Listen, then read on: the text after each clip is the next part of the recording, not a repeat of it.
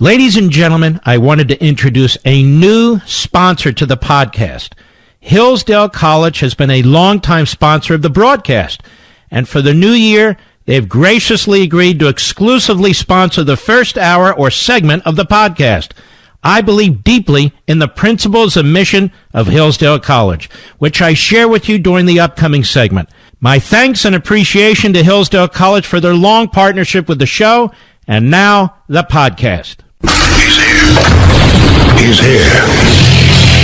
Now, broadcasting from the underground command post, deep in the bowels of a hidden bunker, somewhere under the brick and steel of a nondescript building, we've once again made contact with our leader, Mark Levin.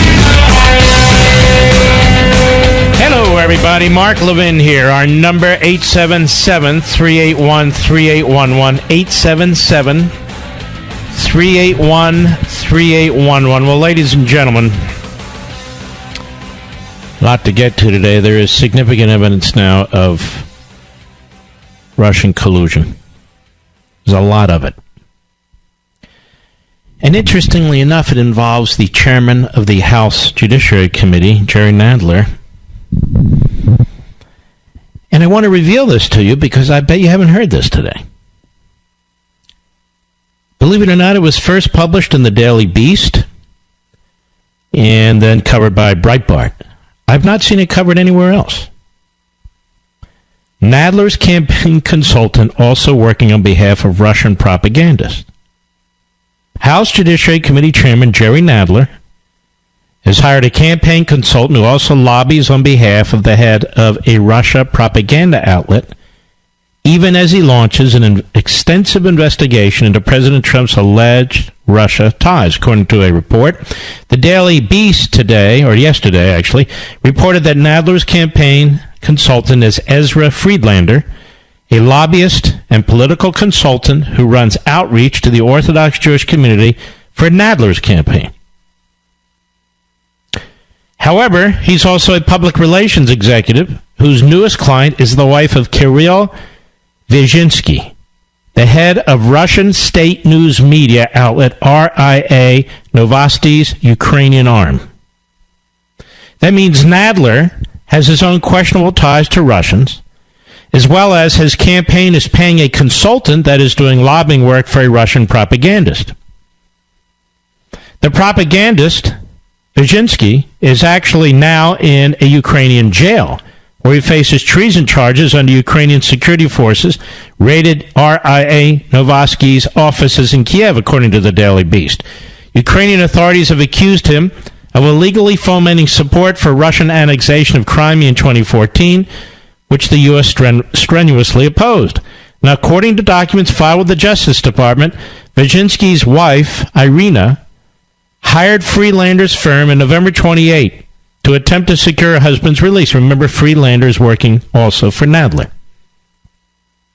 Friedlander said that neither RII Novosti or any independent entity is paying him for that work, according to the Daily Beast. Friedlander framed his work for Vyzhinsky as protecting a journalist, even though he works for Russian state media. The Daily Beast notes, though he frames it as an issue of freedom of the press, the Ukrainian government isn't the only one to accuse Russian media of acting as a propaganda arm of the Kremlin. The U.S. intelligence community also concluded that ostensibly independent Russia-owned broadcasters were integral parts of Moscow's American disinformation campaign in the run-up to the 2016 presidential election. You believe this? Friedlander never denied lobbying Nadler on Vyzhinsky's behalf. However, he did hold other meetings on the Hill around the same time as his lobbying campaign on behalf of Vyzhinsky, including with Republican Senators Rob Portman, Marco Rubio, Representative Mark Meadows. So this lobbyist for a Putin propagandist is also a campaign consultant to Jerry Nadler. Now, Jerry Nadler should recuse himself. Have you heard a single Republican say that Jerry Nadler should recuse himself?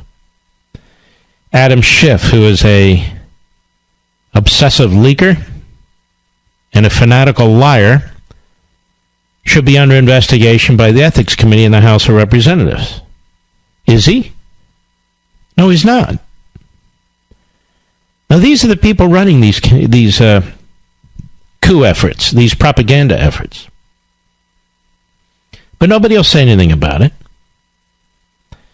I heard our friend Chris Wallace trash the president today on the judge's ruling where the president said, see, effectively, he doesn't think there was collusion either. And many in the meeting, including Wallace, say, no, that's not what he said, Mr. President. Hey, guys, how about focusing on some of the other things? You can focus on that are also taking place with Schiff and with Nadler and how corrupt these two individuals are. I'm talking about all journalists out there and all pretend journalists out there. You've got conflicted committee chairmen who are running these Soviet-style investigations, who are going after members of the president's family, of his personal circle, his executives in his businesses, his campaign chairman in 2016 and now, his campaign pollster. It's all quite obvious what's taking place here. How about a little bit of investigative reporting rather than regurgitation? And no, your job isn't to day in and day out question whether the president is telling the truth or not. Your job is to bring us news. Now, you can do that, but that doesn't forgive you of not doing the rest. Adam Schiff is a pathological liar. So is Nadler. But we hear very little about them. Hold on a second. Got to silence my phone, which I just did. But you hear very little about them. Now, this judge in the Eastern District, he imposed a 47-month sentence on Manafort. You hear these Democrats say, let the system play out, let the system play out. And when it does, and they don't agree with it, they don't believe in letting the system play out. So they're hoping their favorite judge in Washington, D.C., a Clinton and Obama hack, will put Manafort away for the rest of his life. They're hoping that the crazy attorney general and the crazy district attorney in Manhattan, in New York, will go after Manafort and just really stick it to him.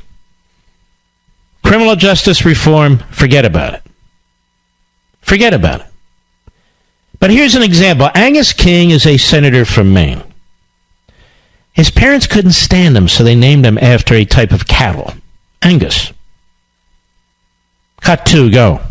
How did you see the Manafort sentencing of less than 4 years in prison?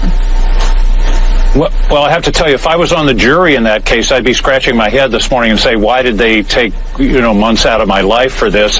He was found guilty after a trial on 8 felonies, stretching back a number of years. He didn't cooperate. And most shockingly, now, see, this is a politician who is just mouthing what the prosecutors say. Just mouthing what the prosecutors say. Says if he was on the jury. Go ahead. He didn't express any remorse. His remorse it seemed to be about getting caught, not about what he did. And some of the people he defrauded, Allison, were you and I. He defrauded the United States government out of $6 million on his taxes. I just find it an astonishing sentence, and I can assure you that every defense lawyer in America is now going through cases, and we're going to be flooded with stories in the next 24 hours about people with relatively minor offenses, selling an ounce of marijuana, or stealing quarters from a laundry room. Boy, is this guy stupid. He's so stupid. Among other things, the judge already gave him credit for time served. He's in solitary confinement. He now uses a wheelchair. He's apparently very, very ill. And, of course, Angus is not going to mention any of that. Now, if Manafort had been a Democrat, they'd be wondering why the book was thrown at him at all. Just because prosecutors wanted 19 to 24 years doesn't make it right. Just because prosecutors want 19 to 24 years doesn't make it right. The judge looked at it and he said no. Go ahead. Equivalent or greater sentences. This is an issue that I think needs to be discussed generally, the disparity between the penalties for white-collar crime and what I would call street crime. Really? Gee, we've never had that discussion before. I think we've had that discussion, what, Mr. Producer, for 70 or 80 years, maybe? And the other problem is, what do they mean, the discrepancy between white-collar crime and street crime? Has he looked at every single case? Has he looked at every single sentence that's been meted out? How does he know there's some great discrepancy? And as a matter of fact, how do you even make a comparison between a financial crime and somebody raping somebody? A so-called, what we would call a street crime. A street crime. I'll be right back. Mark Levin.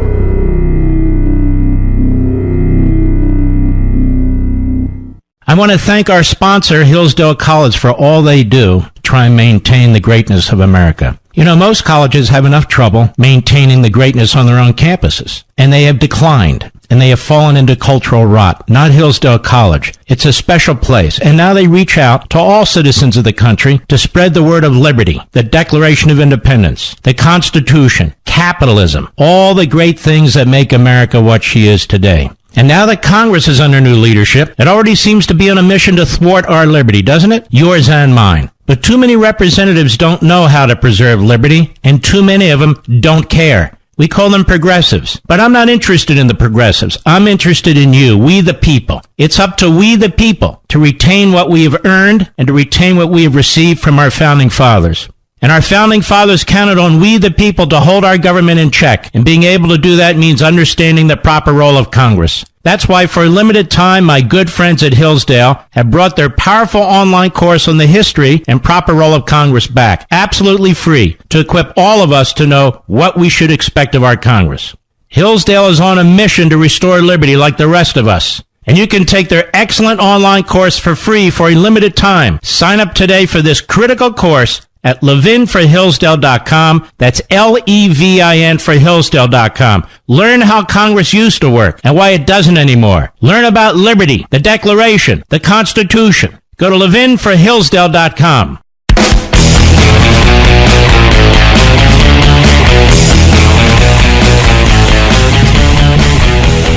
You know, in the Eastern District of Virginia, the prosecutors brought 18 charges against Manafort.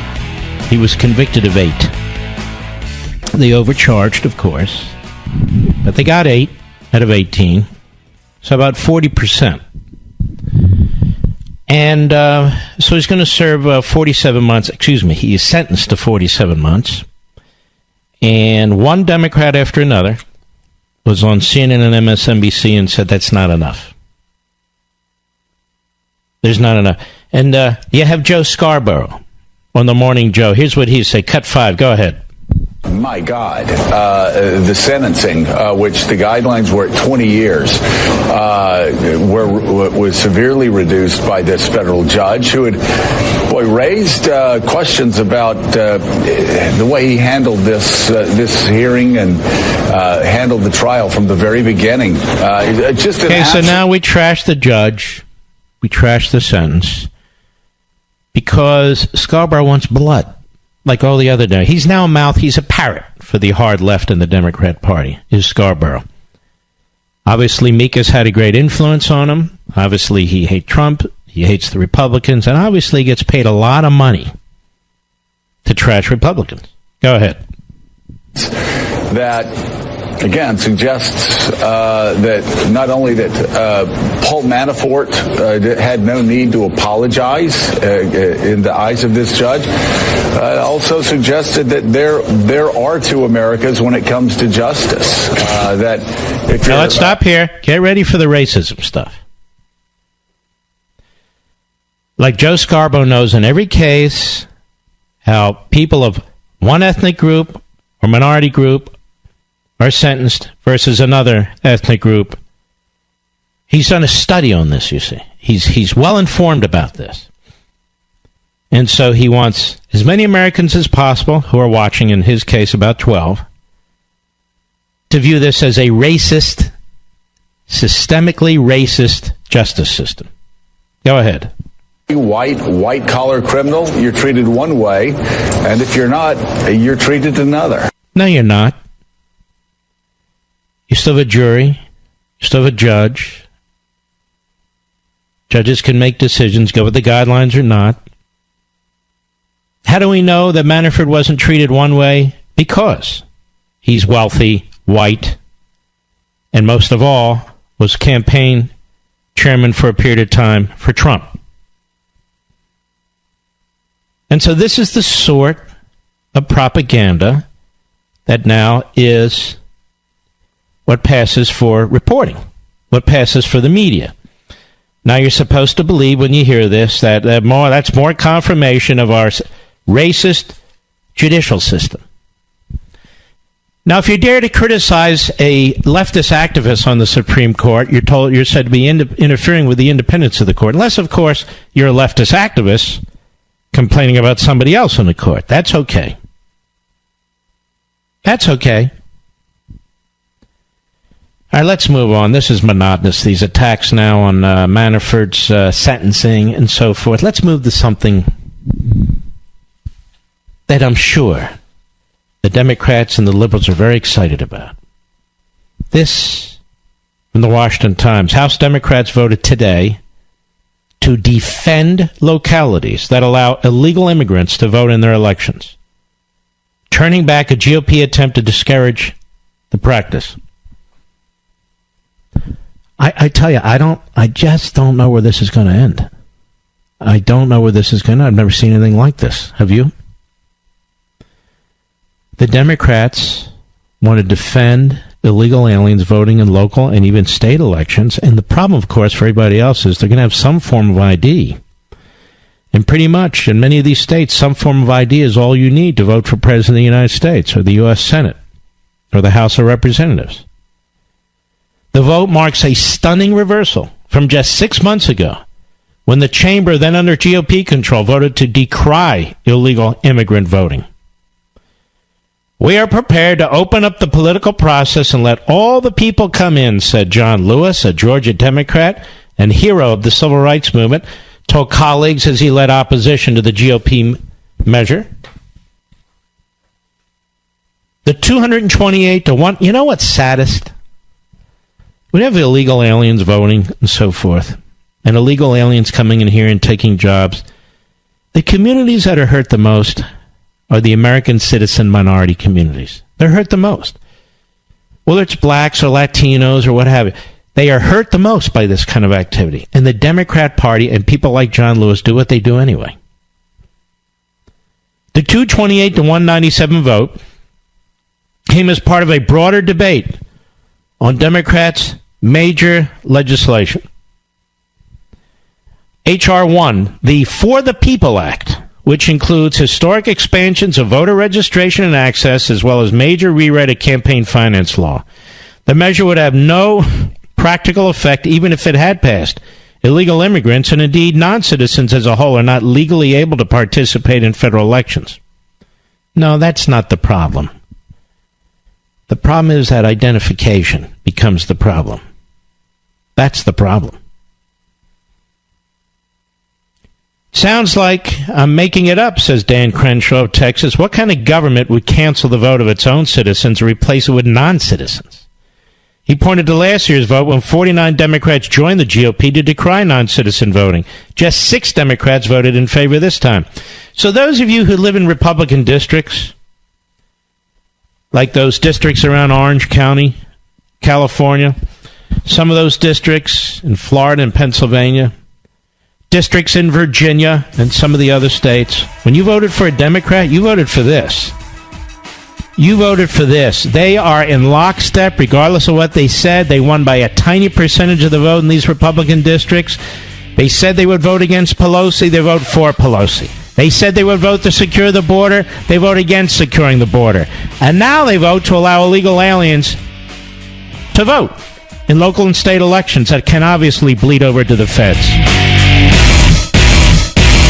Now, ladies and gentlemen, it appears that the new congressional leadership is on a course to impede our liberty, your liberty, and mine, and the future liberty of your children and your grandchildren. Many of our representatives simply don't understand or care about the critical imperative to preserve our liberty, and it would seem that some of these so-called progressives actually seek to kill it. And these progressives are quite unlikely to understand or learn these things, which is why we have to. We need to overcome them. Our founding fathers counted on we the people to hold our government in check. And being able to do that means understanding the proper role of Congress. Now, to help us understand this critical issue for a limited time, my friends at Hillsdale College have brought their powerful online course on the history and proper role of Congress back, absolutely free, to equip all of us to know what we should expect of our Congress.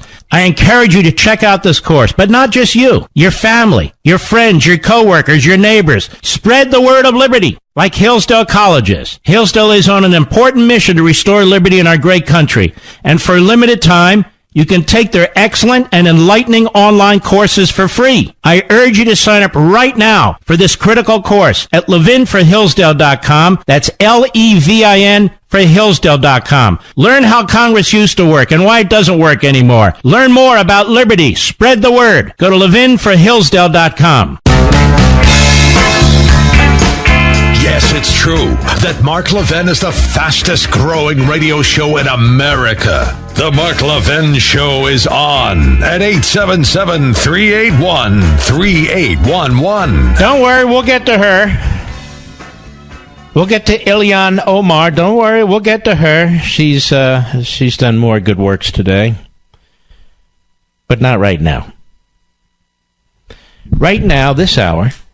And by the way, I meant to tell you, Sunday, 10 p.m. Eastern, 7 p.m. Pacific. Really, write this down. This is a program you're going to love. I have consummate attorney, Lynn Wood. Lynn Wood. Who is representing Nicholas. Who's he representing, Mr. Producer? Do you know? He's representing the young man who was, at the Lincoln Memorial. And he has sued the Washington Post for $250 million, young Nicholas Sandman. And he's going to sue another major media outlet, which he's going to announce. And he'll sue them on Monday or Tuesday. Maybe for more.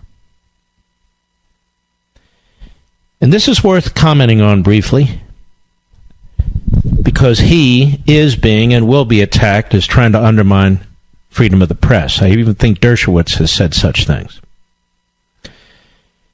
If you know the history of the Constitution, which most do not, particularly if they are on TV,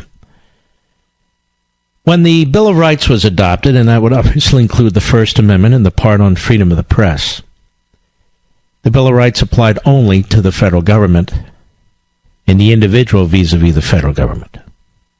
Had nothing to do with the states.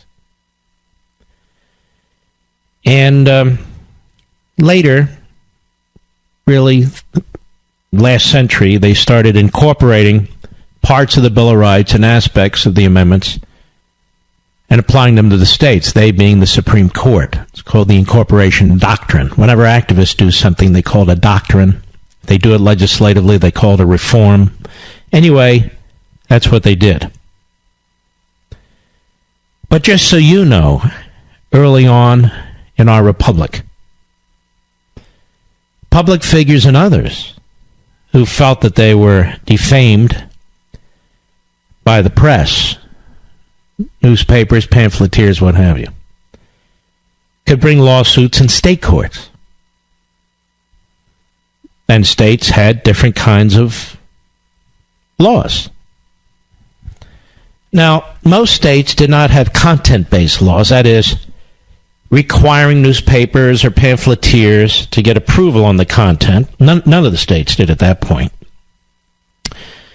In the colonies, well before the Revolution, that was the case in many cases. So there'd been a big leap. But the thinking was, back then, of course we should have a free press.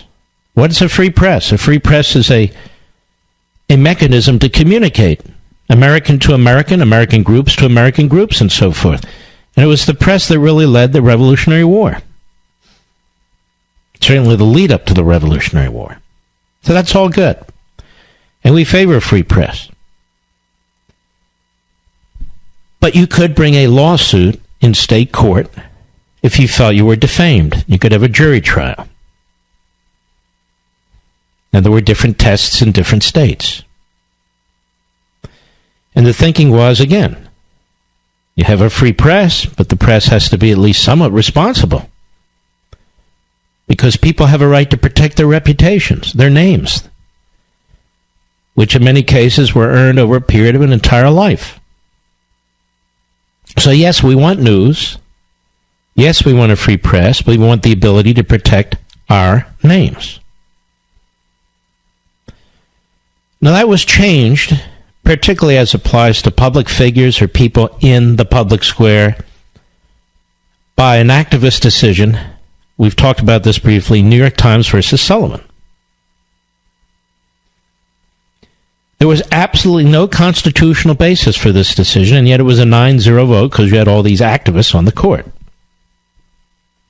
And they created a brand new test and made it much more difficult for a public figure to protect him or herself against defamation, even in state courts. So it nationalized the issue. Then the court even went further, talked about people in the public arena. So you didn't actually have to be public officials, but if you were a person in the public square, the standard would be higher. Then the court went even further than that. Even what they call accidental public figures, people who don't intend to be in the public square, people who are not public officials, well, sometimes you're there by accident and tough luck. Then the court pulled back from that, understanding that, well, maybe that's a little too much. So that's not really the standard anymore. And so you have this young boy, this young man, and when you look at the full video, it's clear that the Washington Post, CNN, NBC, MSNBC, the New York Times, and virtually every other outlet, with a few exceptions, did not look at all the facts, even though the facts were out there, looked at a limited video clip, and decided from that limited video clip, as well as Twitter postings, that this young man was to be ruined for the rest of his life. Really because he was working a Make America Great Again hat, a MAGA hat. That's why. White, Christian, wearing a Trump hat, and that could not stand. It was perfect for the media. The individual who was in the young man's face was a Native American. The individuals who were the racists were the black Hebrew Israelis, or whatever they call themselves, saying the most god-awful stuff. The media twisted this in its entirety, that it was these kids who were mocking the black Hebrew Israelites, or whatever they call themselves, and threatening this Native American who was minding his own business. And yet when you look at the full video, it's the exact opposite. The exact opposite.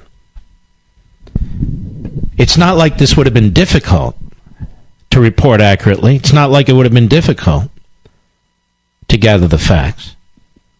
But they didn't want the facts. So they tried to destroy this young man, Nicholas Sandmann. And so Nicholas Sandmann's family has hired Lynn Wood, who is a great litigator.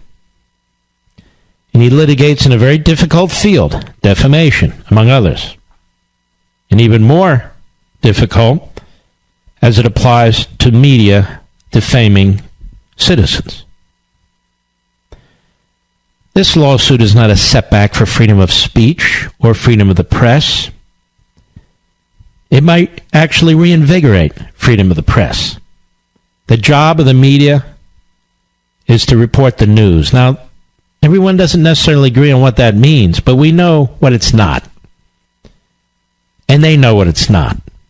And when you're setting up a young man like this, and you're smearing him on social media, and then going on airwaves and smearing him on your networks, and you haven't done your due diligence, and you haven't really vetted anything, and you're just popping off because you don't really care, and you're the Washington Post and the New York Times and CNN and MSNBC and some of their reporters and editors, in the case of TV, some of their producers, it matters. And so I see Lin Wood as trying to bring professionalism back to the media, some level of objectivity back to the media. And we need more lawsuits like this. I know that seems counterintuitive, but it's not. We need more lawsuits like this, not less. Because the media do not police themselves professionally. And especially due to the New York Times versus Sullivan decision, the media do not feel that they need to police themselves. They feel they're immune from the courtroom. They're immune from litigation. They're immune from a jury and a judge. And what Lin Wood is hopefully going to demonstrate is that's not the case. You go after a defenseless teenager who was viciously, verbally attacked by this black Israelite Hebrew group or whatever they call themselves. I keep saying because I don't know, and I don't remember it. And this Native American who it turns out is a left-wing, vicious hack. And only later did the media really look into the Native American's background and say, oh, whoa, wait a minute. He may not have served in Vietnam. Oh, wait a minute. This guy isn't who we portrayed him to be. No, he's not. Neither is the black group. You didn't portray them correctly. And, of course, Nicholas Sandmann took the brunt of your attack. And that's why he hired a tremendous lawyer. He sued the Washington Post. What is the Washington Post? The Washington Post was going bankrupt until the richest man on the face of the earth bought it and saved it and uses it effectively to advance his political ideology. Not directly, but indirectly. That's good enough. You look at CNN, it's part of a major corporation. AT&T, I think it is at this point. AT&T owns CNN. How many tough stories has CNN done on AT&T, by the way? Comcast owns NBC, MSNBC. Comcast. How many tough stories have they done on cable? Subscriptions. I'm just curious. I think a lot of these major corporations buy these newsrooms to insulate themselves, to protect themselves, to immunize themselves from these left-wing reporters. I also think a lot of them hate Trump. These are corporatists. And so they're more than happy when their little newsroom, whether it's CNN or MSNBC or NBC, trash the President of the United States. I'll be right back. Mark Levin.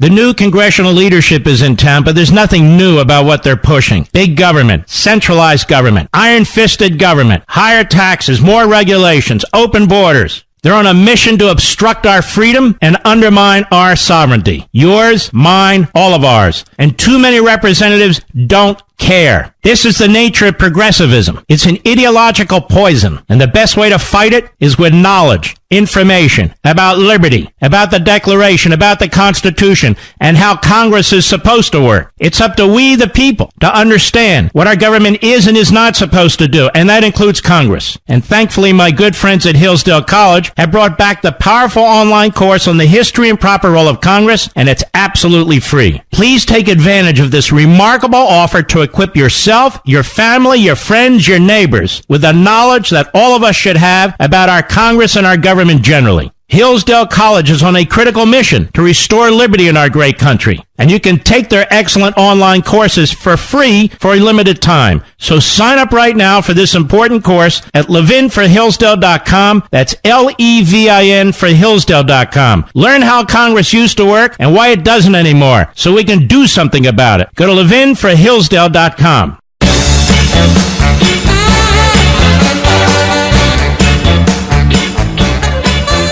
Democrats have passed sweeping election reform that'll go to the Senate and they'll hopefully kill it. And one of the things it does, of course, is it squelches free speech, bureaucratizes campaigns. It pushes the Democrat agenda. It enshrines it in statutory law.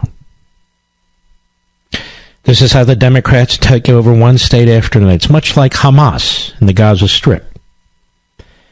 They win a majority temporarily in a state like California, and then they use their temporary majority status to make it a permanent majority status. They did it years and years ago in New Jersey and New York. They've done it in Illinois. They've done it in Colorado. And, of course, they've done it to great effect in California. Now they want to do it nationally. And they want independent commissions, you see, to decide congressional districts. Independent commissions, which are always taken over by the left. It's another disaster, but it gives you more insight into the tyranny of the left and the tyranny of the Democrat Party. Don't worry, I'm going to get to her. I'm going to get to Ilhan Omar. I'll get to her in due course. All right, Mr. Producer, do we have a good caller waiting for us, some part of the country? I do want to disagree here. Kevin, Washington, D.C., the great WMAL. Go. Good evening, Mark. Yes, sir. I'm a listener to you when I can catch. And when I say I disagree, I want you to explain to the listeners out here who's really not smart to what's going on, because some might perceive that what I'm disagreeing with you about, that might be blown up that we disagreed on something different. Okay, you mentioned as far as the media, you got AT&T, who's on CNN, and then you mentioned something about the Washington Post and the kid they're suing the Washington Post by Lynn Wood. I'm in total agreement with you on that. But then you said something about Jeff Bezos. You didn't never say his name, but you said something like might be pushing out. I said Bezos, didn't I, Mr. Producer? Rich, are you alive? The owner. Bezos. I'll say it now. Bezos. I don't care. Okay, buddy. And when you was mentioned about he might spill things, he might not say it directly, but it's across the newspaper. Some people could also argue that Rupert Murdoch does the same thing with Fox News. Maybe he does. Maybe, but hold on now. Here's the difference, Kevin, in my view, and I can't speak for Rupert Murdoch. Here's the difference. When you turn on Fox, you can tell the difference between the opinion hosts and the news hosts, okay? They don't make it, they don't try to commingle both. You can tell the difference even when you watch one of their shows and they have a news person and an opinion person. You can tell the difference. Mark, hold on now. I can't tell the difference. I'm telling you honestly, Kevin. At the Washington Post, who are the news people and who are the opinion people? Thank you. And see, the reason why I asked you that question, because I know there's some people out there that's listening that don't agree with some of the things that you say. And I'm glad that you broke it down to me and those people like from A, B, and C, because everyone has their own opinion. I've been listening to you, but Stephen A. Smith on ESPN, he speaks highly of you. He speaks highly of Sean Hannity. We can't and we don't agree on everything. I just like him because I know he has enormous integrity, and he feels I have the same. We give our opinions with whether people like it or not. We don't play around. That's why I listen to your show, and I wanted to say thank you. Well, thank you, my friend. And let me tell you, Kevin, I don't think there's any objective news entity. It's almost an impossibility. It ought to be a goal. You know what I mean? I'm imperfect. You're imperfect. Our institutions aren't perfect. But when I turn on TV and I hear Jake Tapper sounding just like one of the left-wing guests on there, I say to myself, what are you doing, Jake? You're the guy you're supposed to be the journalist. And I understand you got these other guys doing what they do. But I'm saying over at Fox, honestly, for me, I can tell the difference. All right, man. Thanks for listening. Take care of yourself. We'll be right back.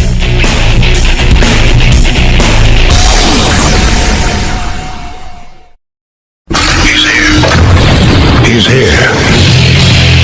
Now, broadcasting from the underground command post, deep in the bowels of a hidden bunker, somewhere under the brick and steel of a nondescript building, we've once again made contact with our leader, Mark Levin. Hello, everybody. Mark Levin here. Our number, 877-381-3811, 877-381-3811. The Democrat Party is now officially a party of bigots and anti-Semites. There's no washing that off, as hard as the media try. As hard as they tried MSLSD and the Constipated News Network, as hard as they tried the New York Times and Washington Post. And let me ask you folks something. Since when are these media outlets noble? Since when are they noble? I've told you about the New York Times before. The New York Times ownership in the 30s and 40s helped cover up the Holocaust. And I'll keep saying it until it becomes well known from sea to shining sea. As the Schulzberger family was trying to get its own family members out of Europe, it downplayed what was taking place in Europe. And as a matter of fact, the old man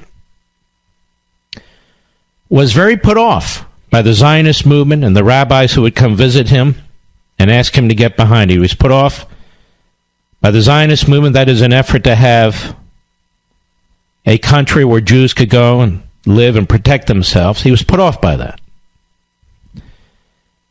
And for him, it was the bottom line. He wanted to sell newspapers, and he was afraid that if they really told the truth about what the Third Reich was doing in terms of genocide, that you people who are not Jewish, you wouldn't buy the New York Times.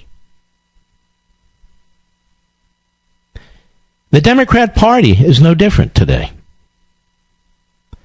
I want to remind you, this is the party of Franklin Delano Roosevelt. This party goes on about separating children from their parents, which of course has taken place for decades under Republican and Democrat presidents in order to protect the children, because you don't know if that's really their parents. But that aside, Franklin Roosevelt is their great hero. They even named their new communist movement the Green New Deal, after Roosevelt's New Deal. They celebrate Roosevelt. This would be the same Franklin Roosevelt who turned Jewish refugees back, many of whom wound up in gas chambers.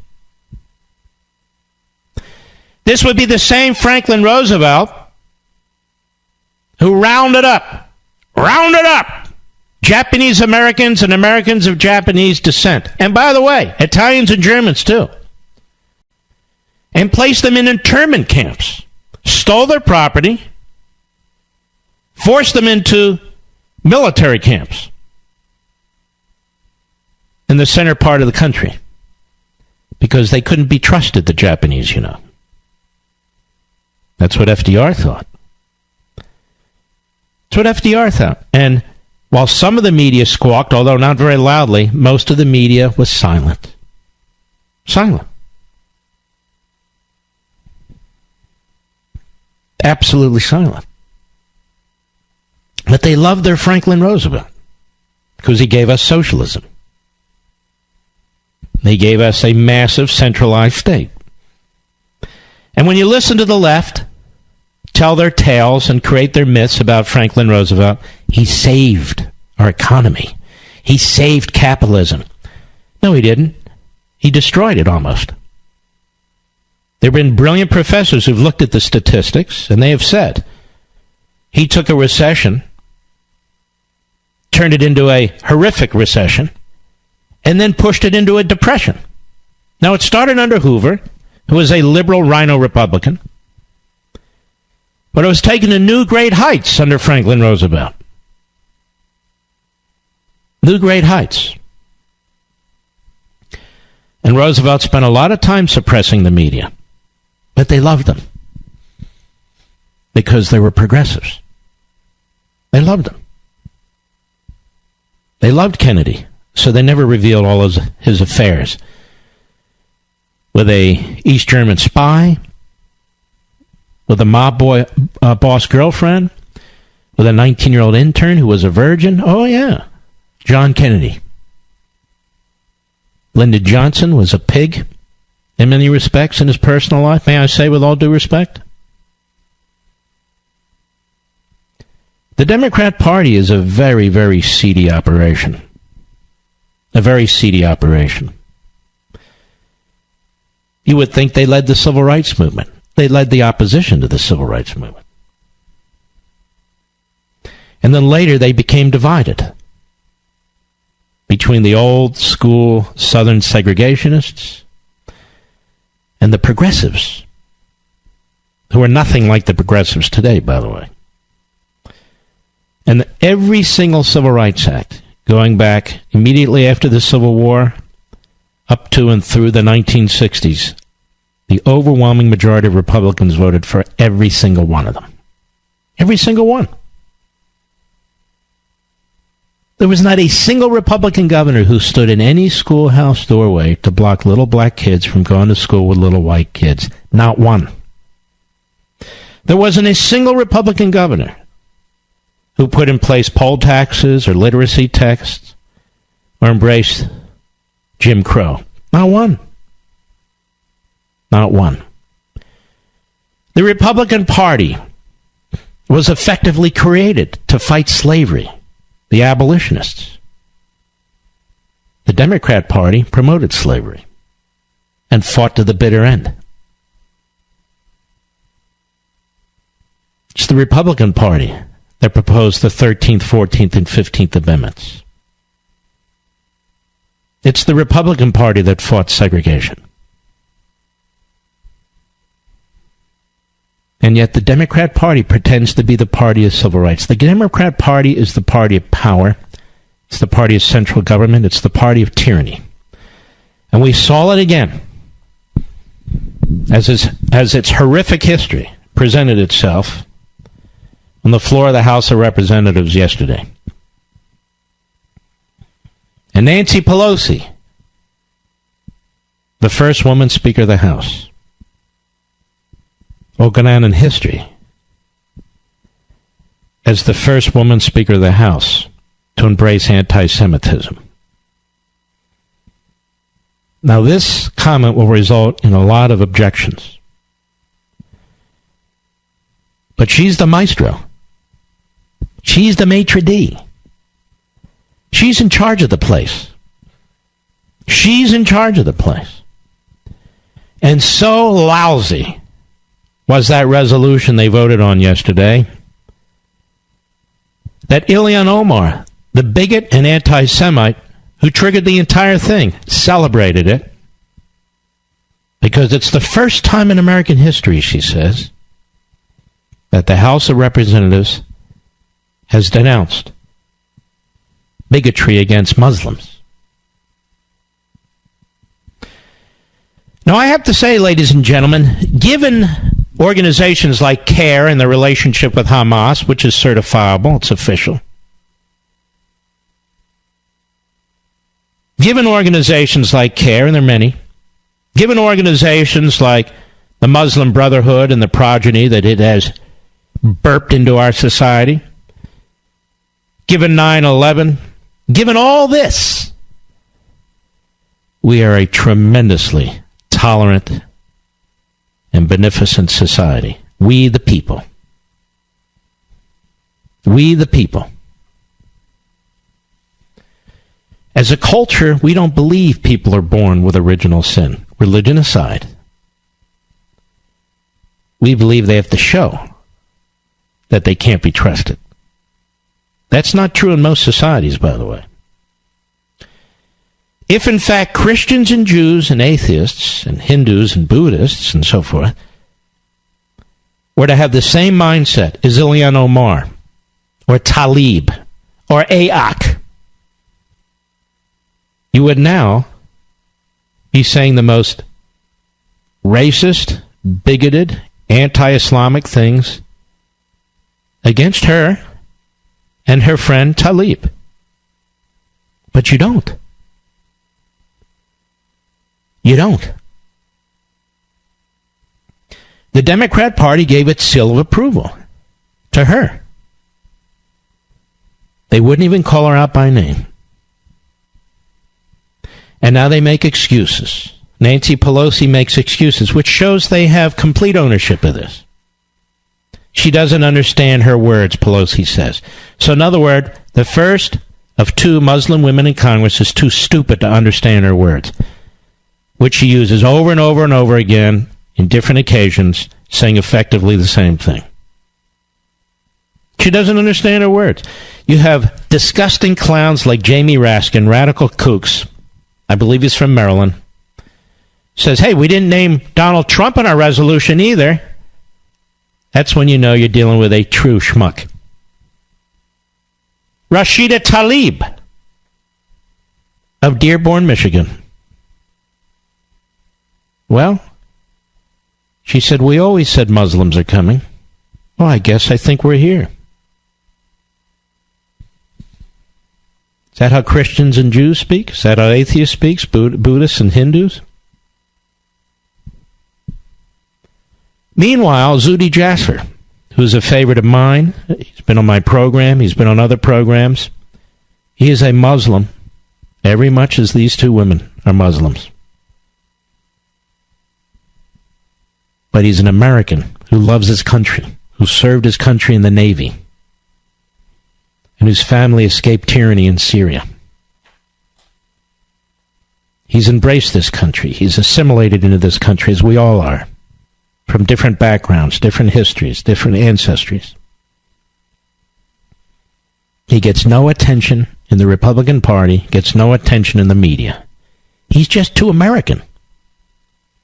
He's just too patriotic. We can't have that. Nobody talks about that Muslim. Instead, it's the radical left Marxists who are Muslims. And this is what I keep telling you. Anti-Semitism and, frankly, anti-Christianity is part of the hard left movement, the Marxist movement, to eliminate religion, and the Islamist movement. This is why they get along so well. But for the life of me, I cannot understand, and I'll say this as a Jew, the liberal Jews who vote with these people, who support these people on the hard left, who do this to our own country. Just like I can't understand Catholics like Cuomo, who put in place almost Mengele-like laws for post-abortion murder of human babies. I just cannot come to grips with that. Today, the Democrat Party essentially stands for three things, as I posted today: infanticide, anti-Semitism, and socialism. And I am prepared to debate that with anybody. Anybody. Infanticide, anti-Semitism, and socialism. That's the Democrat Party under Nancy Pelosi. That's the Democrat Party under Chuck Schumer. Incredible. That's your modern Democrat Party. Infanticide, anti-Semitism, and socialism. I'll be right back. Mark Levin.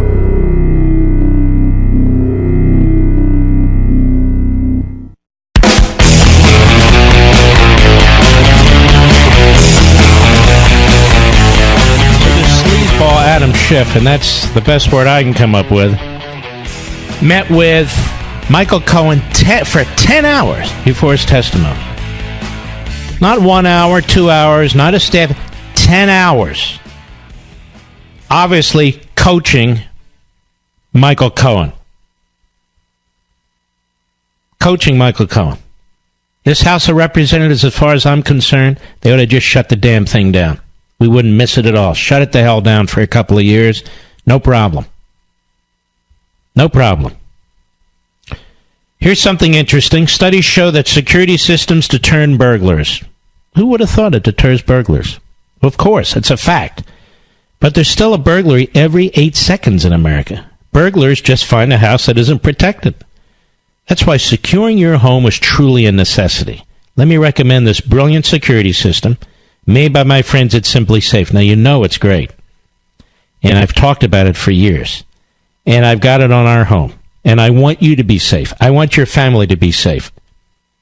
This is the system. Simply Safe believes fear has no place in a place like home. So they made their system ridiculously smart. Simply Safe sensors will protect every point of access to your home. If a burglar even tries to break in, an ear-shattering siren will tell them, hey, the police are already on the way. Best of all, Simply Safe's 24/7 monitoring is just $14.99 a month. And they'll never lock you in on a long-term contract. More than 3 million people already know it feels good to fear less with Simply Safe. So go with the only home security I trust. And, by the way, get free shipping and a 60-day money-back guarantee. No risk.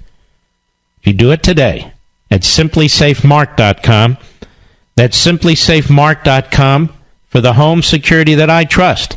simplysafemark.com. Well, now, Ilhan Omar, David Duke Ilhan Omar, and by the way, he just praised her the other day. He said she's the most consequential member of Congress.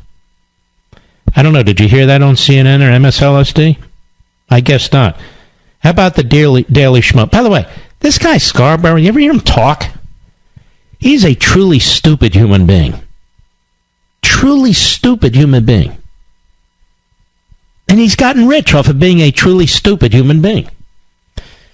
So all you stupid people out there, you can get rich too, really. Just find a way to get a gig on MSLSD.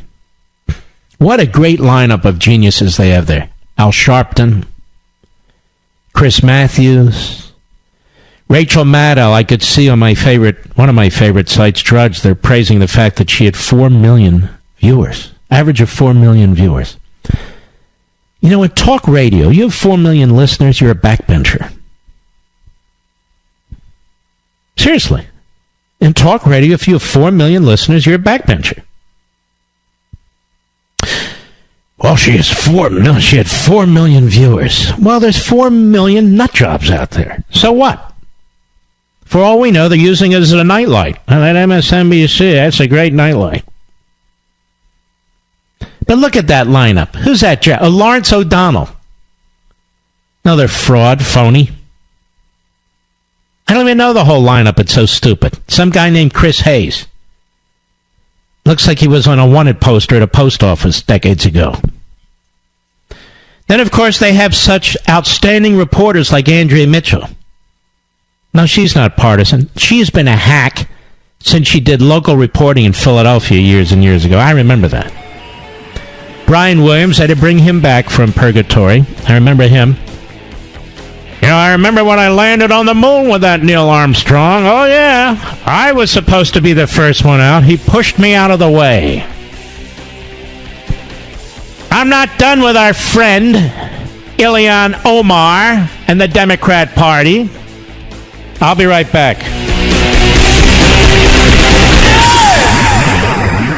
Postage rates have gone up again. Ease the pain with Stamps.com, where you get big discounts off post office retail rates. 5 cents off every first-class stamp and up to 40% off priority mail. That saves you money. And Stamps.com is completely online, which saves you time. You get all the services of the post office right at your fingertips. Stamps.com automatically calculates and prints the exact amount of postage you need for every letter or package you send. You'll never overpay or underpay again. I use Stamps.com because my business sends out a lot of direct mail pieces and packages. We're so busy, we don't have time to go to the post office. We get it done without ever leaving the office. And the savings aren't bad either. Right now, Mark Levin Show listeners get a special offer that includes a 4-week trial plus free postage and a digital scale. See for yourself why over 700,000 small businesses use Stamps.com. Just go to Stamps.com, click on the microphone at the top of the homepage, and type in Bunker. That's Stamps.com, enter Bunker.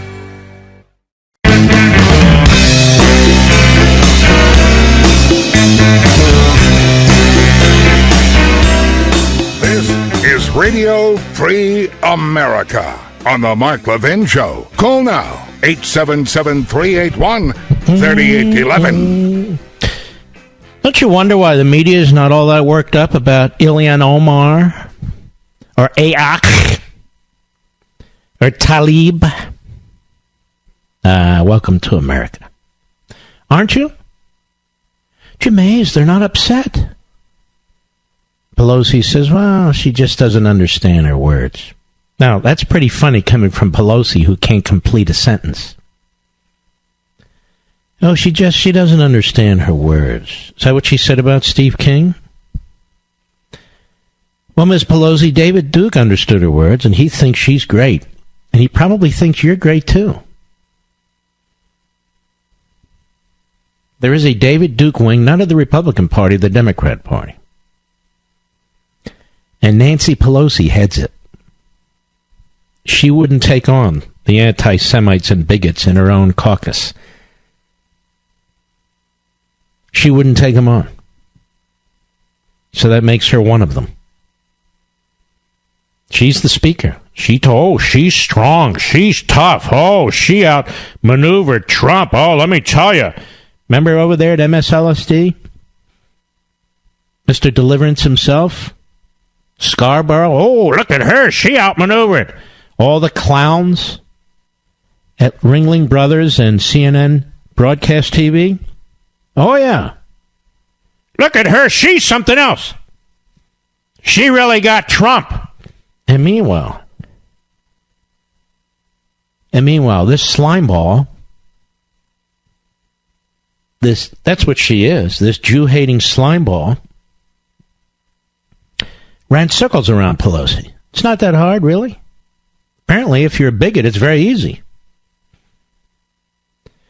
And this guy, Jeremy Raskin, what a puke this guy is. Well, they didn't bring up Trump either, did they? What kind of a slimeball? You know, okay, calm down, Mark. There's one thing we've seen over the past few weeks, is we can't trust these so-called media outlets.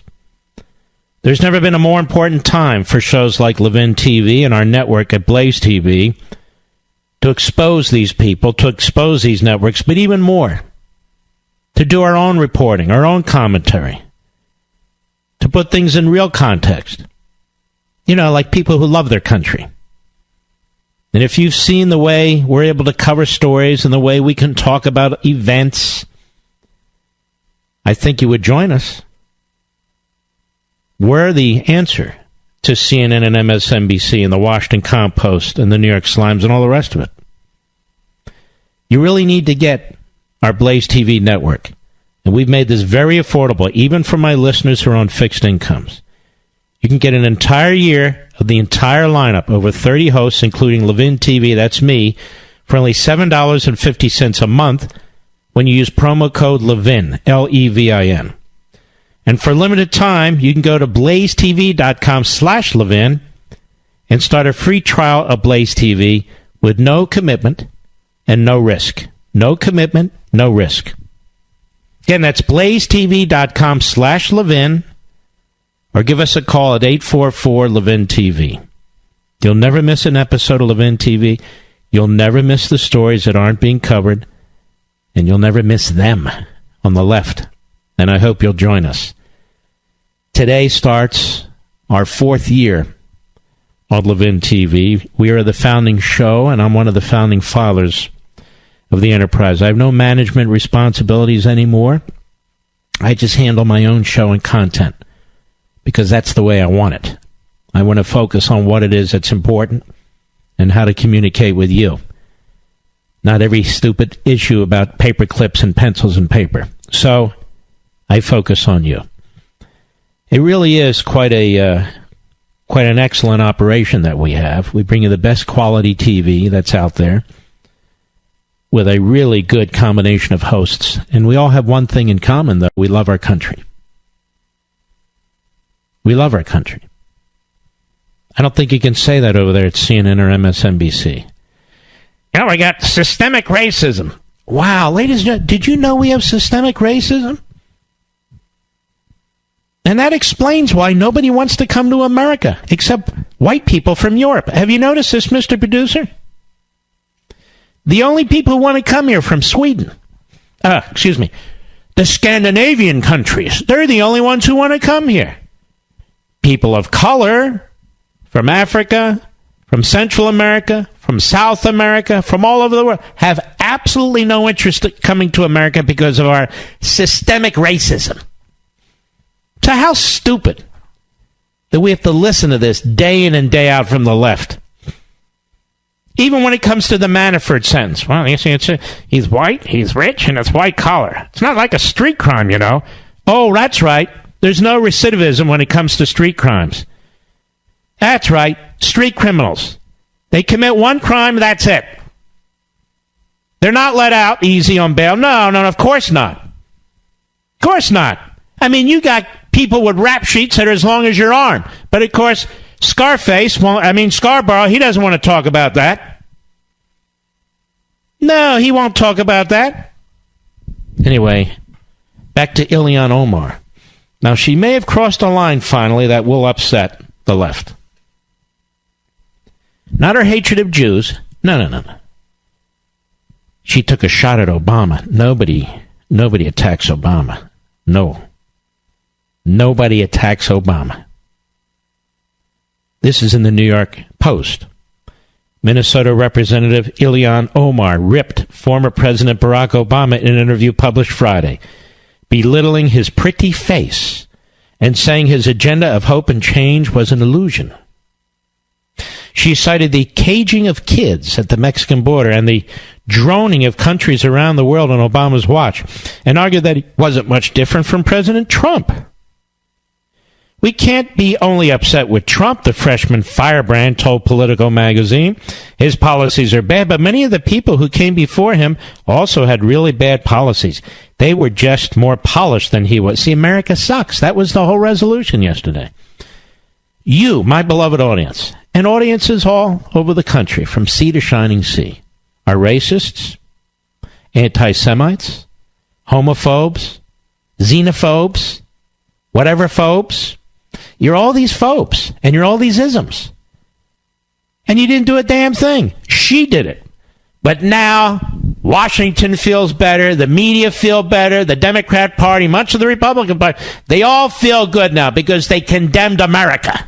They condemned Americans. They condemned their own constituents. Not her. No. The radicals within the Democrat caucus would not permit that. She's an up-and-comer, don't you know? She represents a big swath of the Democrat caucus. And I might add, they're media mouthpieces. She went on. And that's not what we should be looking for anymore. We don't want anybody to get away with murder because they are polished, meaning Obama. We want to recognize the actual policies that are behind the pretty face and the smile. Boy, is she a racist? I don't know. She's black. Obama's black with the pretty face stuff and behind the smile. I don't know. It sounds it to me. I guess she didn't read the resolution. The explosive comments about a man lionized by Democrats were only the latest in a series of her incendiary statements. to put a national spotlight on Omar, a Somalian-American Muslim who spent 4 years in a refugee camp in Kenya after her family fled the violence in her homeland. Now, her family flees the violence in her homeland. She's in a refugee camp in Kenya, and she winds up in America. She should be kissing the soil of this country, as my ancestors did and all of yours did. Should be thanking the good Lord that she wound up in America. But look at her hate. Look at the chip on her shoulder. In February, her second month in office, Omar responded to a tweet about House GOP leader Kevin McCarthy's threats to punish her and another congresswoman for criticizing Israel. That's not what happened. It's all about the Benjamins, baby, she tweeted, a line from a Puff Daddy song about $100 bills. Critics said Omar was perpetuating a hateful trope about Jewish Americans and money. And everybody knows she was. But the House of Representatives couldn't bring itself to condemn her. And she said this other stuff a lot. But the House of Representatives wouldn't condemn her. The Democrat Party remains the Democrat Party. 1924, the Klan controlled the Democrat Party right there in Madison Square Garden. And elements of the Klan really control it today. In Ilhan Omar. That's what I would say. Same mindset. Different target, different minority group, same mindset. There's a reason David Duke praised her. And there's a reason Nancy Pelosi excuses her. And Raskin excuses her. And a whole lineup of Democrats excuse her. She's misunderstood. They ever said that about David Duke? Why, Rashida Tlaib is one of her best friends. I'll be back. Mark Levin.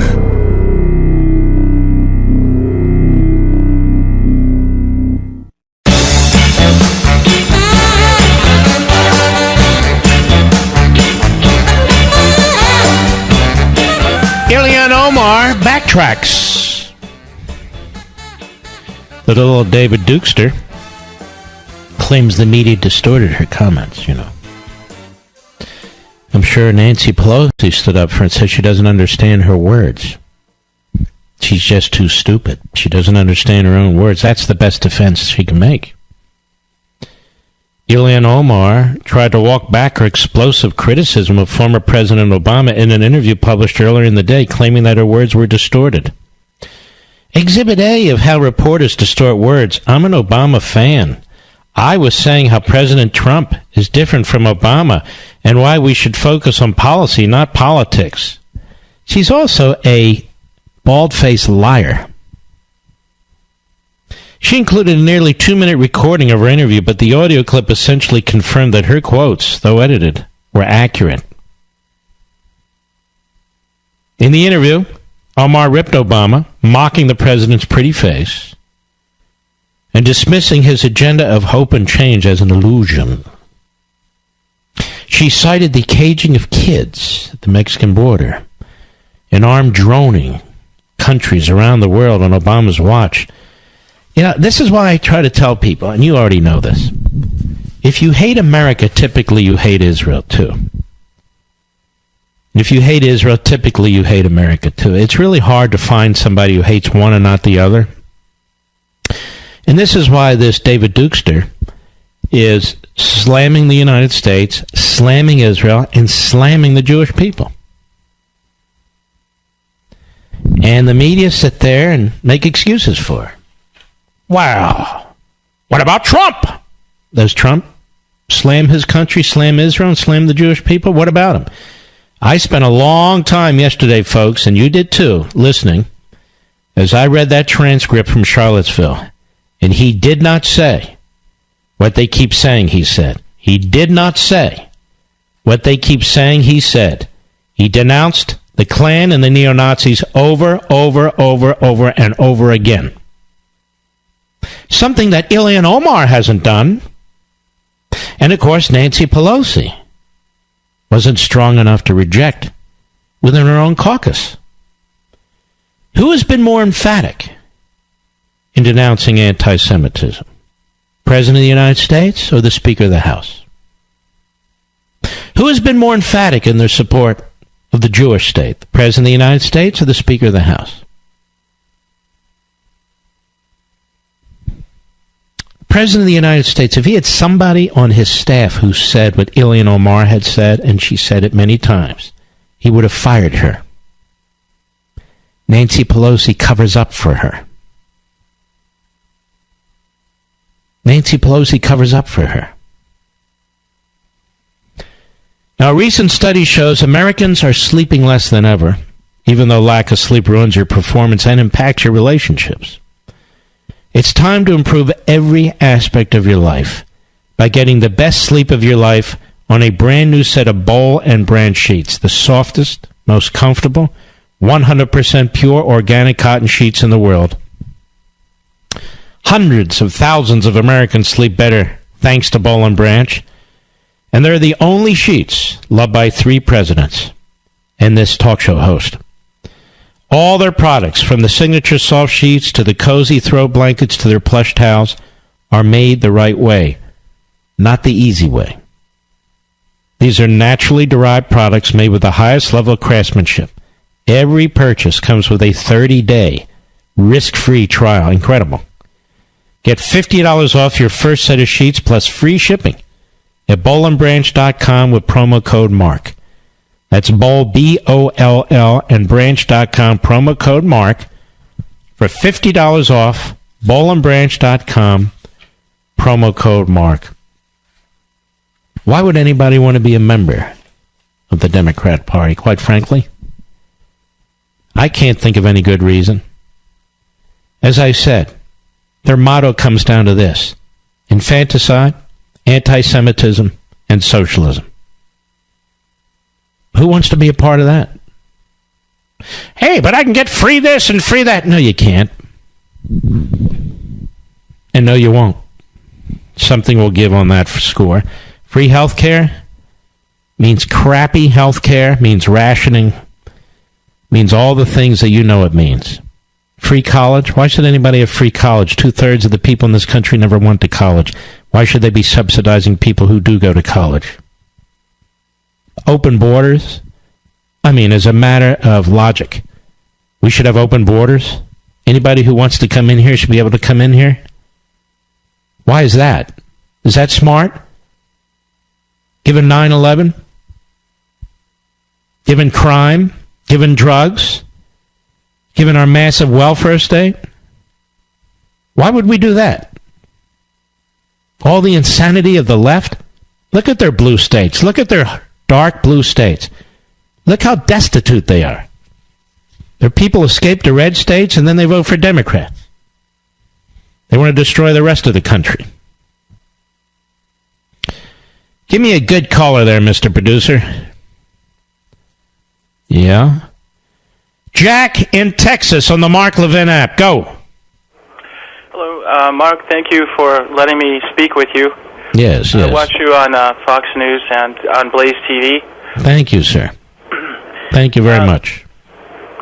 Could it be, in your opinion, that in 2012 or 2016, when the Democrats did a floor vote and booed the inclusion of God in their party platform so that it's no longer there, could that have invited those socialist elements to come into their party who are like atheists? I don't think so. Those socialist elements have been in their party for a long, long time. So have the communist elements been in their party for a long, long time.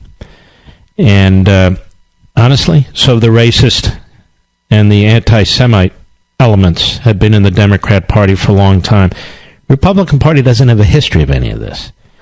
And despite the propagandists in the media, who are really dense, really low IQ, really, truly historically illiterate people and ideologues who push an agenda. The Republican Party has no history in anti-Semitism, in racism, in socialism, and all the rest of that crap.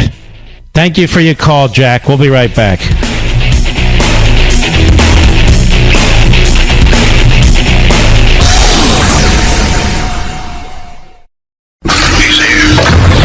He's here.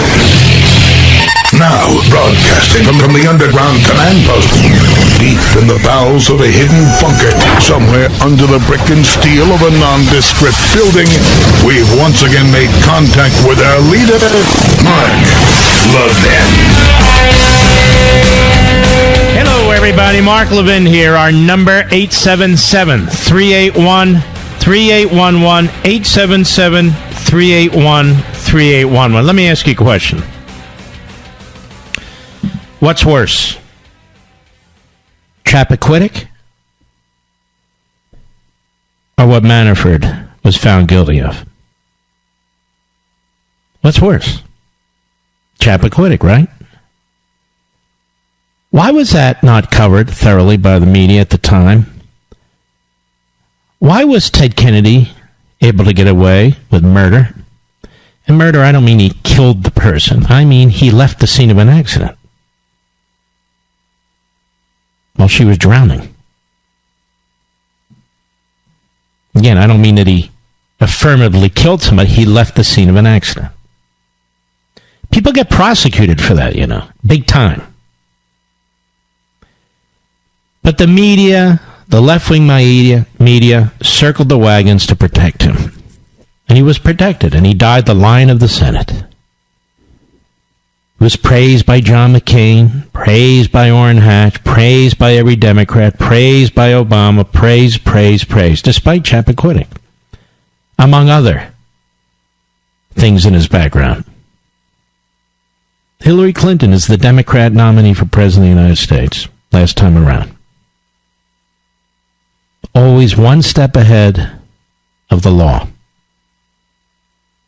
She's protected by James Comey and senior officials at the FBI. She's protected despite her multiple violations of the Espionage Act.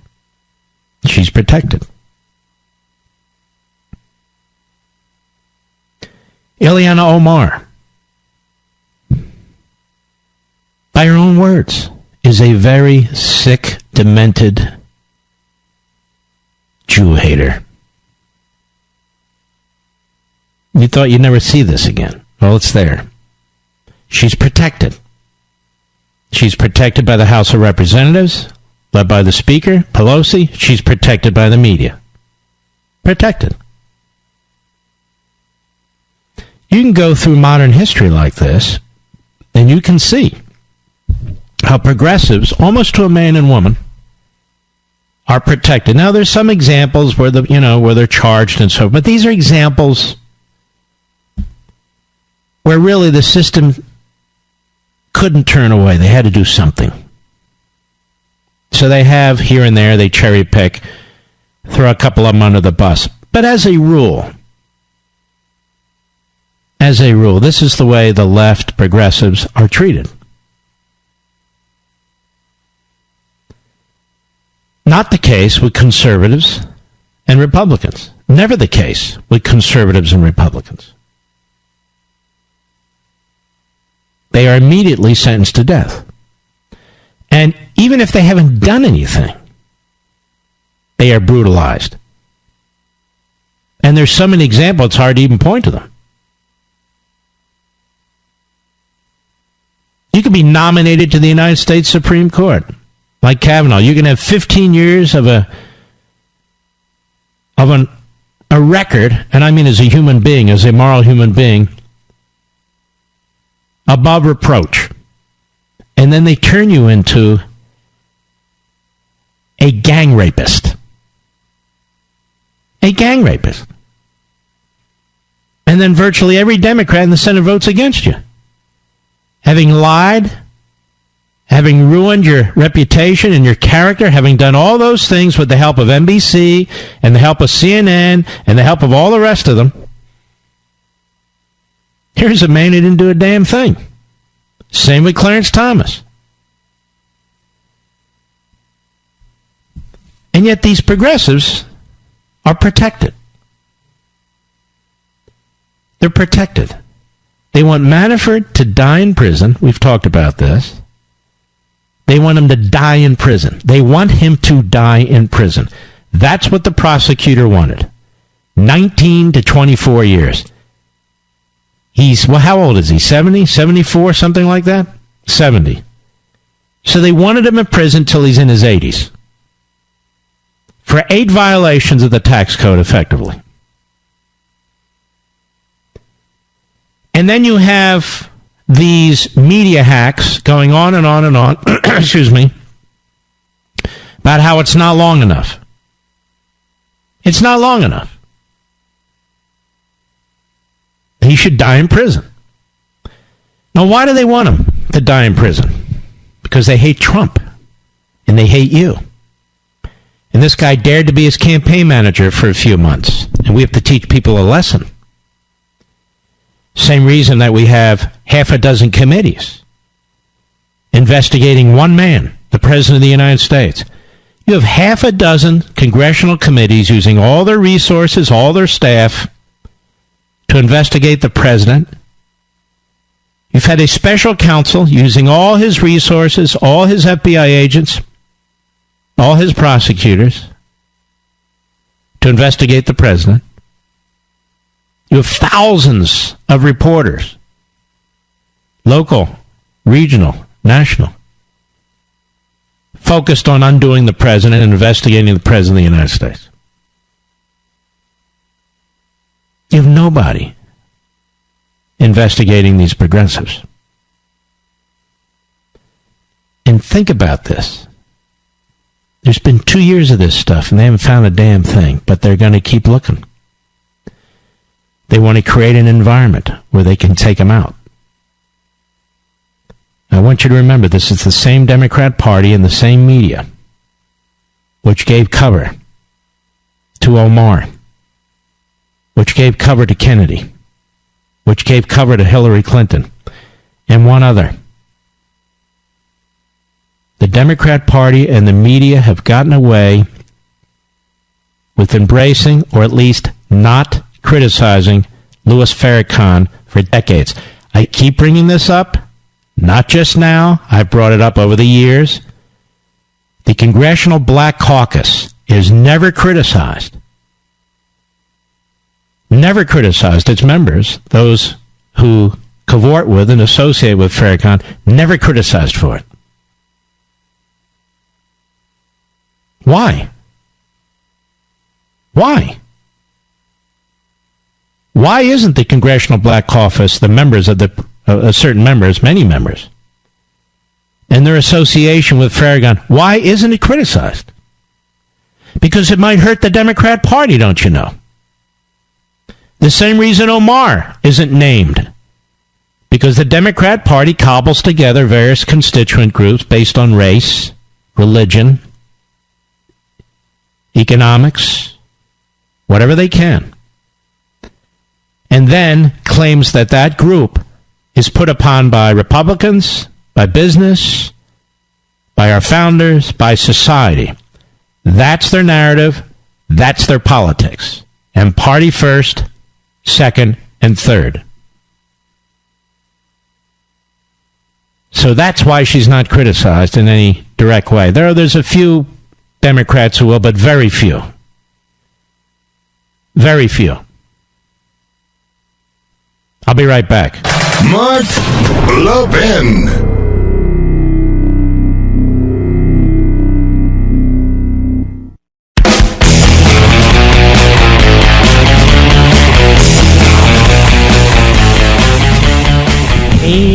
By the way, My Pillow, Mike Lindell, I met him at CPAC. He is a really nice guy. He's a really nice guy. You know, he fell in very hard times. He clawed his way back. He found faith. He produces wonderful products. And he's a very, very nice man. I just thought I would tell you that from having met him. You know, there's a lot of people worried? Healthcare costs. Have you noticed most of the presidential candidates are already talking about socializing drug costs? Now, what does that mean? Higher taxes, less choice, rationing, fewer treatment breakthroughs. Oh, that sounds jolly. What do you say? Now, I'll tell you about one big way, to lower the cost of drugs. Bring price transparency into the system. A PBM is a pharmacy benefit manager. PPMs are supposed to manage prescription benefits. But they actually benefit from higher list prices for drugs because they keep a portion of the discounts they negotiate for the drugs you need. Secret rebates and discounts create a perverse incentive for pharmacy benefit managers to keep drug list prices in an escalating upward spiral where you end up paying the price. We need to get rid of this system by requiring that all drug discounts go to you, the patients. That's what's intended. So you can pocket the savings, not the so-called pharmacy benefit managers. Transparency, yes. Socialism, no. We don't need socialized medicine.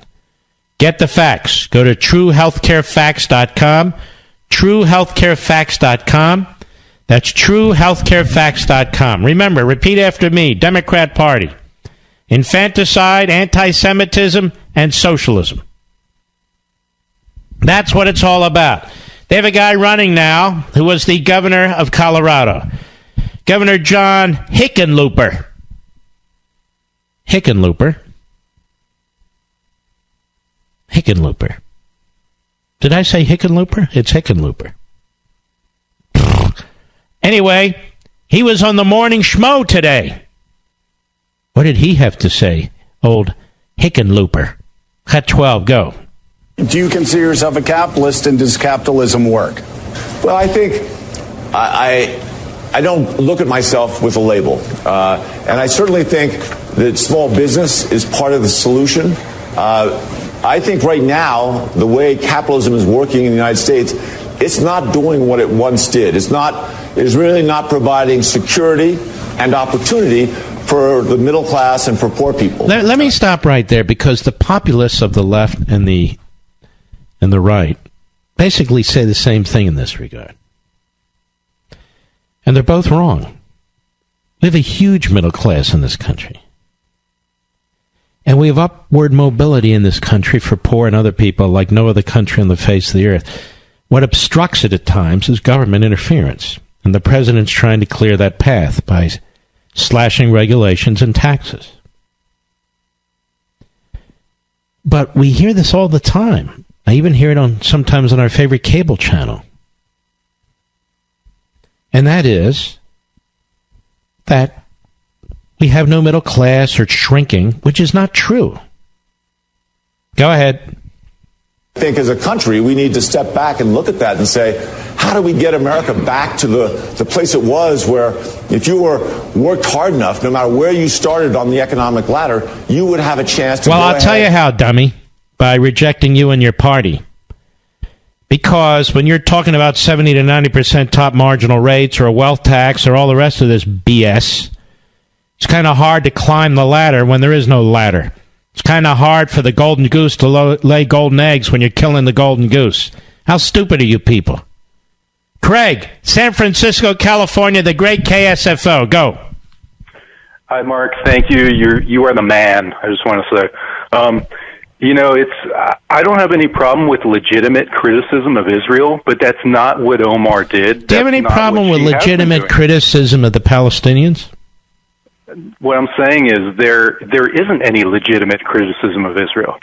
What Omar did was she took words directly from the anti-Semitic forgery known as the Protocols of Zion. Yep. And she's using that to, pretty much smear the Jewish people. And meanwhile, she takes money from CARE. She accepted a $5,000 donation from CARE. And on March 3rd, she tweeted about how she was in Eritrea, and she was tweeting about how it's a wonderful, peaceful country, when meanwhile the people who live there completely disagree with her. Eritrea is number 2 in world when it comes to slavery in the world. They're only after North Korea. And I have to ask, who paid for her trip to send her to Eritrea? But don't you find it amazing? I think you do. The incredible level of tolerance the Democrat Party has for a malcontent like this. It's unbelievable. It is really unbelievable. And I've started to see in this year really how something like the Holocaust could have happened. You know, you look at the Covington story, and you look at the complete, absolute nonsense. And the media censorship. It's self-censorship. You see it right now, don't you? In fact, it's worse now in the sense that they actually are mouthpieces for these tyrannical forces. And that's what they've been doing. They cover up the truth by lying by omission. And I mean, there's so many other points. You kind of stole my thunder with the David Duke. You know how David Duke praised her, and I haven't heard her reject that criticism. You also look at Tlaib, and one of her donors or fundraisers is a vile anti-Semite, and there's been a lot of with ties to Hezbollah.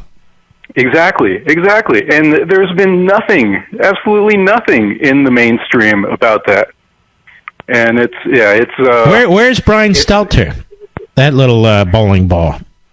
Where's Jake Tapper, who usually takes up for Hamas against Israel when Hamas are firing missiles into Tel Aviv?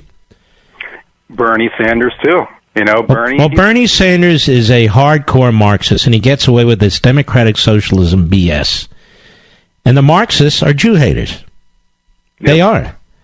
And you see this collusion, may I say, of the hard left and the Islamists.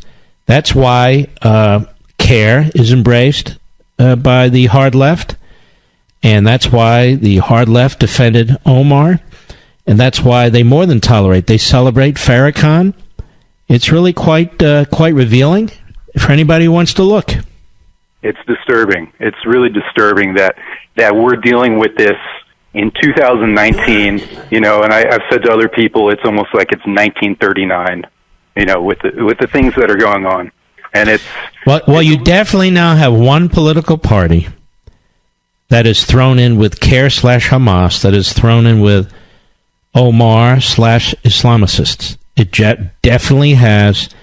I don't care how many liberal Jews are in the Democrat Party in the House of Representatives. The fact is now, it's run by Pelosi. And Pelosi is thrown in with this crowd. And there's no other explaining it. I don't care what the New York Times and the Washington Post have to say. They're meaningless to me. Good call, Craig. I appreciate it, my friend. Let us continue. Sam, Fairfax, Virginia, the great WMAL. Go.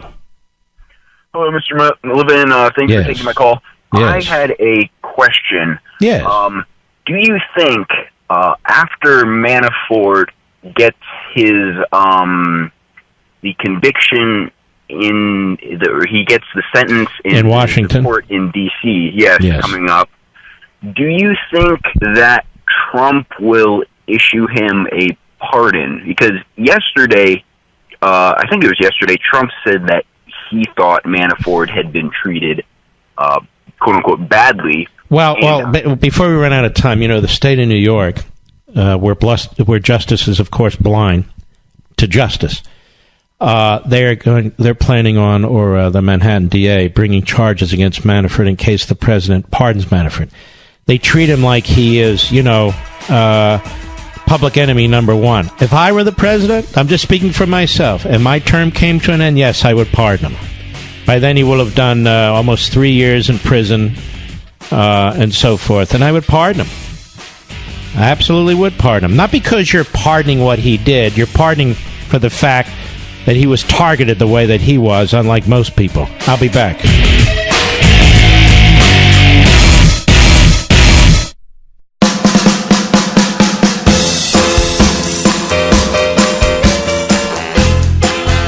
Ever notice how you come across somebody once in a while that you shouldn't have messed with? That's Mark. And you can call him at 877-381-3811. Do you wish that double chin would just disappear? Are those bags and puffiness getting a little worse every day? Just listen to Robin S. from Lubbock, Texas. She wrote, I put that jawline cream on my neck like 2 or 3 days ago. That is the best my neck has looked in over 20 years. Several people told me my face looks young. I am blown away.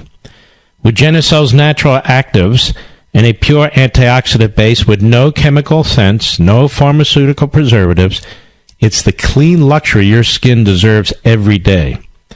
Click or call right now, and Genucel Jawline Treatment is yours absolutely free just for ordering the classic Genucel Plant Stem Cell Therapy for bags and puffiness. You really should try this. There's no risk.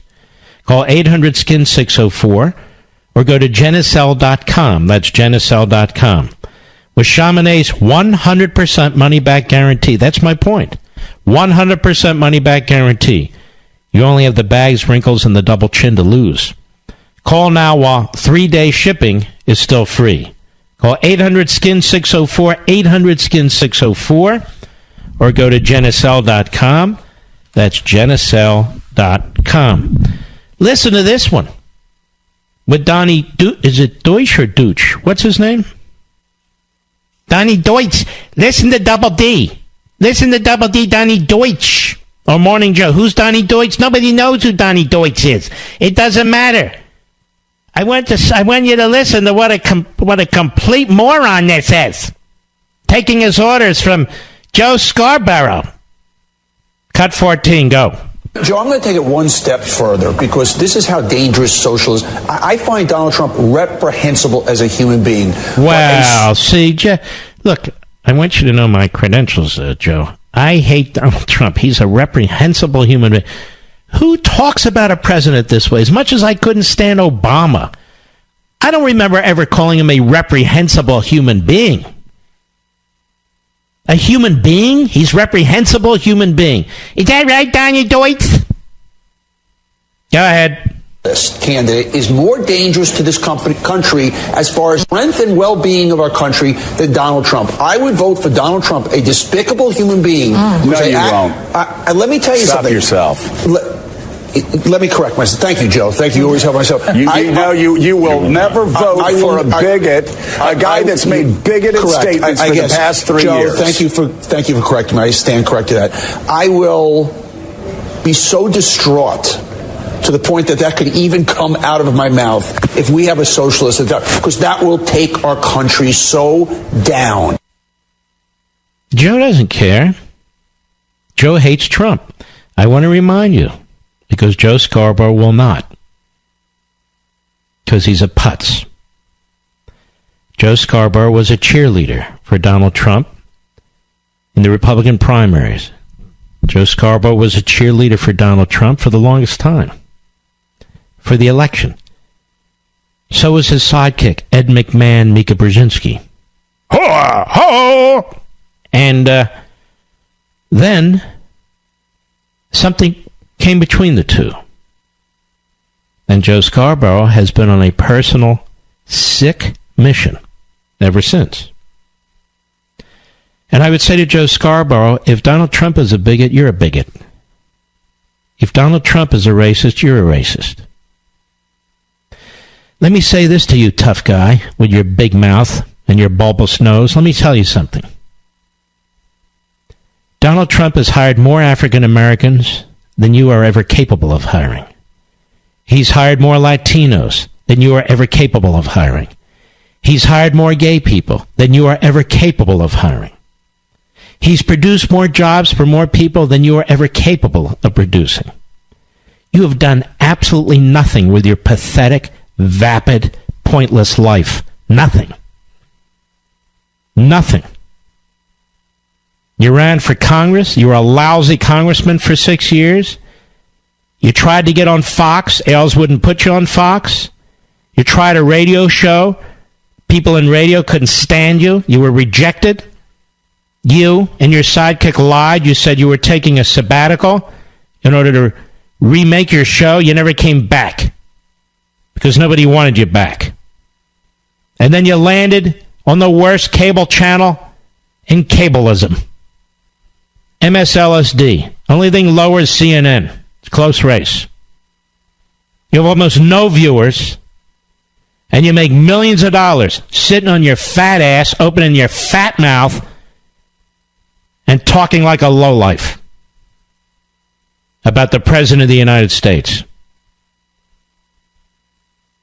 Tell us, Joe, what have you done, since you're such an expert, for the African American community? Tell us, Joe, since you're such an expert, what have you done for the Latino community? Tell us, Joe, what have you done for America? What have you done for humanity, you pompous jackass? And look how you browbeat this moron, Double D, Donnie Deutsch. Oh, I'm sorry, Joe. Donnie Deutsch, you realize how you come across, you quisling, you fool? I didn't mean I'd vote for him, honest, Joe. No, I won't vote for him. Even though socialism will destroy the country, I'll vote for the socialist. Joe, I promise. Please invite me back. Please. This is like a TV show on Russia TV, or even more, North Korea TV. You know exactly what they're going to say. So disgusting. And the way he talks, you know, Mika, Mika, dense, but he loves being celebrated by the left. Elijah Cummings, married he and his bride, the National Archives. Oh, yes. And he's written op-eds in the Washington Post. Oh. And Newsweek has praised him. And this is what he lives for in his small, strange, creepy little aquarium world that he's in. Yes, Donald Trump is the bigot, don't you know? Yes, Donald Trump, huh? I don't know. When Robert Kennedy wiretapped Martin Luther King's phones at the request of J. Edgar Hoover, was he a bigot? I'm just curious. When Lyndon Johnson used to listen to those tapes years later of Martin Luther King, when his hotel was taped, among other places, and used to laugh, was he a bigot? Was he? Poor Joe Scarborough. Dumber than a rock, but richer than hell, because he's figured out how to sell out. He's found his little niche in life. And I'm sure his family's very, very proud of him. Which family, I don't know. But I'm sure they're very, very... And I'm sure with the missus, too. They're all very proud that they get on TV 5 days a week in the morning just spewing their vile and their hate for one man. And only one man. Time and again. Because apparently he... and they got into a personal tiff. And so now Trump is a bigot. And he's Hitler. And he's a neo-Nazi. And he's all these things. Which, of course, he's not. But maybe Joe is. Who knows? I don't know. Does Joe parade around in his boxer shorts? With a funny mustache? I don't know. Does he do that? Boy, the image is kind of disgusting, isn't it? I mean, if they can call the president Hitler, can we call Joe Hitler? Which I would never do. Can we call his wife Eva Braun? Which I would never do, ever. Because it's wrong. It's nasty. Sets a very bad, bad tone. I don't like it. And I wish he'd cut it out. May I say. Cheryl, Long Beach, California, 870 The Answer, the great KRLA, where we are live and national. And I love KRLA. They would never run a tape-delayed show. In prime time, drive time in Los Angeles. They have respect for their listeners. Go right ahead. And we love you and your beautiful wife, and the interview at CPAC with both of you is amazing. Isn't she great? God bless you. She's gorgeous. She's intelligent, gorgeous, everything you would want. Mom, damn right. You did a good job. Very lucky. Thank you. My mom is a 91-year-old Holocaust survivor. I was the one that talked to you that said you should be on Fox and have your own show. On November the 10th. I listened. Yes, you did, and everybody... Actually, they came to me, but I was happy to engage their discussion, for sure. Everybody's got to watch Life, Liberty, and Levin. Thank you. What I wanted to say was that my mom and I, my mom, as I said, a 91-year-old Holocaust survivor, we were sitting here yesterday watching C-SPAN as everybody was making their impassioned speeches. And there were some beautiful speeches on the Republican side. But the way that the, mainstream biased media is spinning the 23 Republicans who voted against the anti-Semitism resolution, and their reasoning, because it was so watered down, because it didn't admonish Omar and call her out by name. She wasn't stripped of committees. So now they're making it seem like, A, those people are anti-Semites, and I know. B, and nobody's calling a press conference. I wish Louis Gohmert would get out there with Liz Cheney and everybody and call a press conference and explain why they voted. So you have a Jewish congressman by Lee Zeldin, who is a terrific person and an Army veteran, who votes against it because he thinks it's a joke. And you're right. And the media turn on him and Liz Cheney and Louis Gohmert and the others who actually were the most solid of the bunch standing up against this. But nobody's going to believe them. And what they should do is fire back at the media, at the New York Times, and say, hey, Holocaust-denying New York Times, we don't need any lectures from you. Hey, Washington Post that ran 3 headlines effectively defending Omar, we don't need any lectures from you. Lectures. And CNN and MSNBC and your conga line of anti-Semites and race baiters that you bring on, we don't need any lectures from you either. And how's your mother doing, by the way? God bless her. She's going to be 92, and she's doing wonderfully. She just said that this is breaking her heart because this reminds her, all of us kids out there, and I say that like from our generation, I think everybody needs to sit down with their parents if they don't take civics or read your books, which everybody should read Mark's books. You're either the child of somebody who survived World War II, or your parents fought for World War II. And I think everybody needs to know the values that this country fought for freedom and for liberty. We didn't fight for socialism, and we didn't fight for. And may I say before we run out of time, Cheryl, and everybody needs to understand that the United States defeated Hitler. I understand Russia's role in England. The United States, with Russia and England, but the United States defeated Hitler. And when people keep putting down our country and putting down Israel and talking about Jewish people the way the hard left does and the Islamists do, they are attacking our country. There's simply no question about it. The people who are attacking our country are the people who despise our traditions and our customs and our institutions and our history. And I want you to tell your mother something from me. All right, Cheryl? Okay. As long as I have a microphone, these people will be exposed.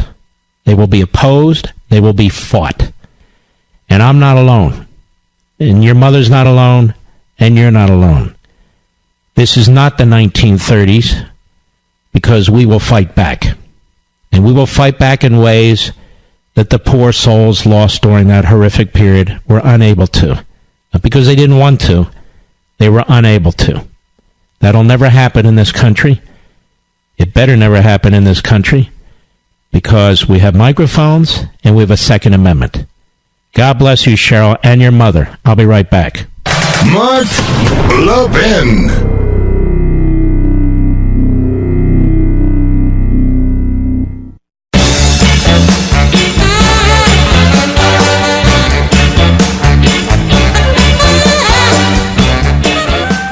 There's an article here that's almost too painful to read, so I'll just post it on my social sites. It's about an SPCA facility in South Carolina where 4 little chihuahuas were dropped off, I guess, by their owners at night and led over the fence.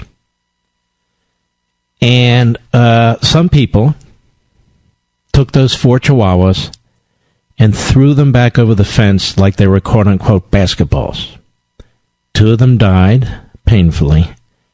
2 of them survived. That is a brutal, heartbreaking story. Except, of course, if you're governor of New York and you support infanticide. That shouldn't offend you in the least, should it? Just want to underscore a point. This is America. In your honor. Here we go.